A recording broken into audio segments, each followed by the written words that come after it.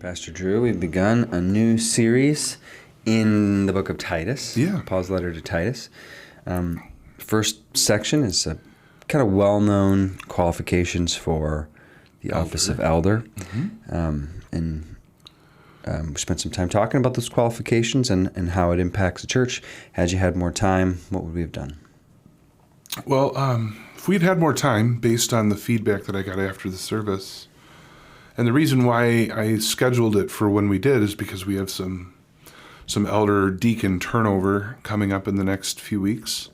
And I actually had, I think, 3 elders individually come up to me after the service and just kind of express something I mentioned in the sermon, but something that I didn't go into particularly with a lot of depth, but just the sense of reading those qualifications in a service and looking inside your heart and realizing that that's a very high standard to have to hold. And the list that you get in Titus, I'm going to have trouble thinking of it off the top of my head, but, some of the negative things, you should be, you shouldn't be given to drunkenness, shouldn't be quick-tempered, shouldn't be quick to anger, shouldn't be somebody who's pursuing dishonest gain or chasing after money, that sort of thing. And, all of us struggle with, at least a few of the things on that list. And then you look at the more positive list in terms of being hospitable, that sort of thing. And so I had a few elders just come to me and say, whenever I hear that read, I feel like I don't qualify, is what one elder actually said. And so I've been thinking about that a little bit. And if I had had more time in the service, I probably would have maybe drawn out the fact a little bit, just the more general understanding we have of our nature as Christians, as believers. Before we come to Christ, we have our old self, as Paul calls it, our old nature. And in our old nature, it's perfectly consistent with that nature to be sinful and rebellious and be turned against God.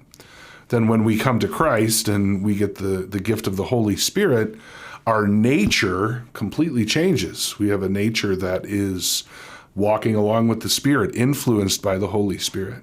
Now, does that mean that we still don't have temptations and areas where we fall short and times when we sin? Of course we do, but as a believer, now that's against our nature. And so I talked to my wife about this on Sunday too, on an unrelated topic, but there's a difference between sin and patterns of sin, right?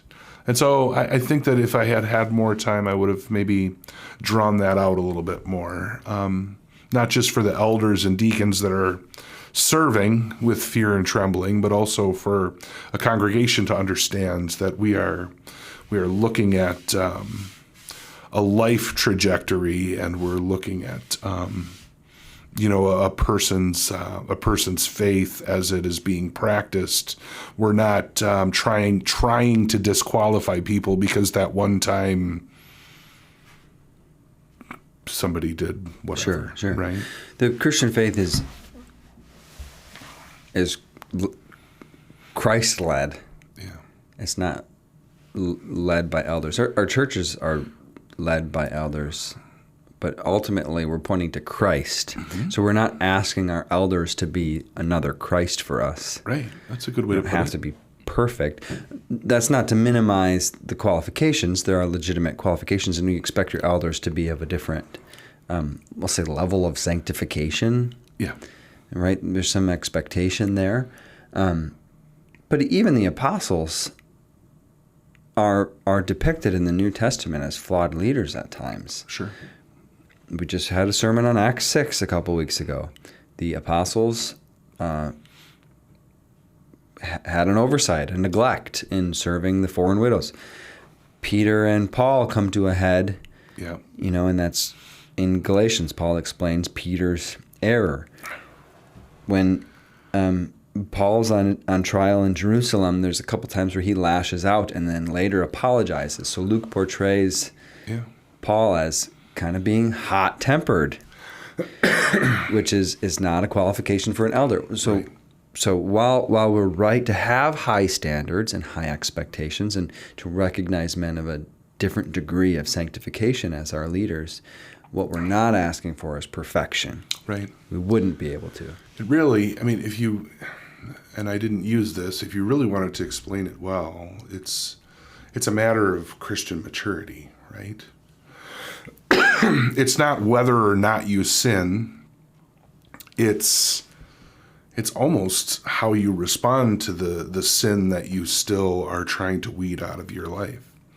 You know, for some people, for an immature Christian, you know, one sin can quickly lead down into a downward spiral. So just like one lie leads to another, when we become more mature in the faith, we realize, you know what, we are going to fall, but, you know, that doesn't mean that all is lost, right? Yeah. The elder's the person that fails and immediately takes it to Christ. Yeah.